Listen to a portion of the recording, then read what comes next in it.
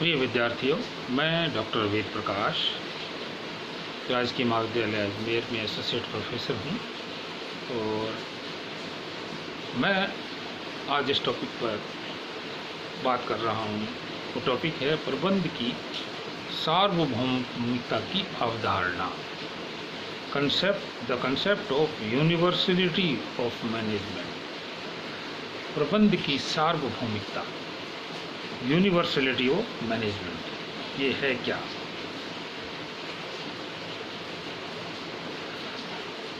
देखिए, इस सिद्धांत में प्रबंध की सार्वभौमिकता, सभी जगह प्रबंध के सिद्धांतों को समान रूप से अपनाया जाता है, इस विचारधारा के बारे में हम बात कर रहे हैं।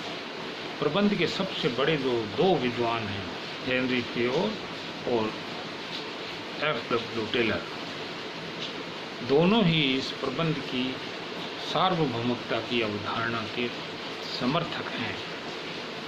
इसी से इसकी महत्ता का पता लगता है। ये कंसेप्ट ये मानती है कि प्रबंध के सिद्धांत सभी संगठनों, मस्जिद, मंदिर, गुरुद्वारा, चर्च, छोटे बड़े सरकारी सभी संस्थानों, इसी तरह से top management, middle management, lower management, सभी जगह पर प्रबंध के सिद्धांत काम आते हैं। उनको अपनाया जा सकता है, उनको अप्लाई किया जा सकता है और सभी प्रबंध के कार्य को करने के लिए लगभग समान प्रकार की योग्यताओं की ही आवश्यकता पड़ती है। और सब जगह के सब कैसी तरह का कार्य हो, चाहे धार्मिक संगठन हो, राजनीतिक संगठन हो, सरकारी हो, प्राइवेट हो, गैर व्यावसायिक हो, व्यावसायिक हो, सब जगह पर इनके सिद्धांतों को अपनाया जा सकता है। इसी तरह से देश और संस्कृतियों का असर भी इसके ऊपर नहीं पड़ता। किसी भी तरह का देश हो, किसी भी तरह का कल्चर हो, प्रबंध के सिद्धांत सब जगह पर लागू किए जा सकते हैं। ये एक बहुत ही व्यापक अवधारणा है, प्रबंध की सार्वभौमिकता की अवधारणा। अब हम प्रबंध की सार्वभौमिकता की अवधारणा के जो पक्षधर लोग हैं उनकी बात पहले करेंगे। इसमें दोनों तरह के लोग हैं। कुछ लोग इसके पक्ष में हैं, कुछ लोग भी मानते हैं कि ये जो है इसकी भी सीमाएं हैं, इसमें भी कमियां हैं और सब जगह पर इसको ब्लाइंडली हम फॉलो नहीं कर सकते। पहले हम देखेंगे प्रबंध की सार्वभौमिकता की जो कंसेप्ट है उसके पक्ष में क्या तर्क दिए जाते हैं। सार्वभौमिकता के पक्ष में क्या तर्क है कि भाई जो सार्वभौमिक है सिद्धांत सब जगह लागू किए जा सकते हैं। इसके तर्क में सरल तर्क जो है वो दिया जाता है कि सभी संगठनों में प्रबंध के काम होते हैं।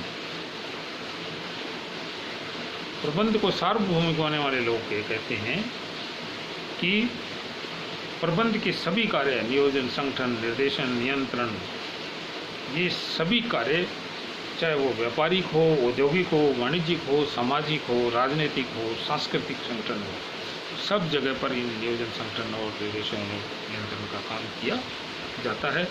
इसलिए प्रबंध भी सार्वभौमिक है। सभी प्रबंधक समान काम करते हैं। दूसरा तर्क जो भी देते हैं कि सभी प्रबंधक समान काम करते हैं।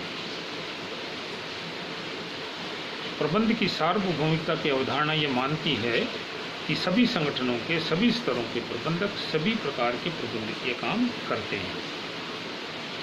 छोटे एवं बड़े सभी प्रबंधकों को नियोजन, संगठन, निर्देशन और नियंत्रण का काम करना पड़ता है।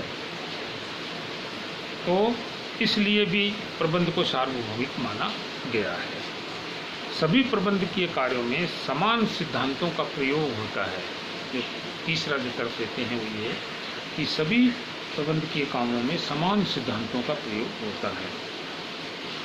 जब सिद्धांत समान है, काम समान है, तो प्रबंध अपने आप ही सार्वभौमिक है। समान योग्यताओं का उपयोग इसमें किया जाता है।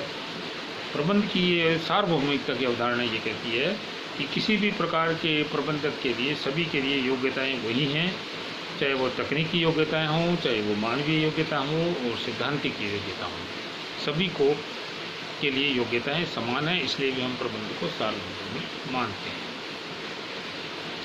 प्रबंध के ज्ञान को का ट्रांसफर या हस्तांतरण संभव है, इस कारण से भी प्रबंध को सार्वभौमिक माना गया है। प्रबंधकों की समान योग्यता तो होती है और प्रबंध को दूसरे लोगों को सिखाया जा सकता है। ज्ञान और अनुभव एक विभाग से दूसरे विभाग में, एक उपक्रम से दूसरे उपक्रम में इसका ट्रांसफर किया जा सकता है।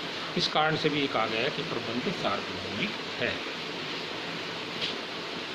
प्रबंध के शिक्षण और प्रशिक्षण भी जो दिया जाता है, ये भी सभी प्रबंध के संस्थानों में, चाहे देश में हो चाहे विदेश में हो, सब जगह इनको पढ़ाया जाता है।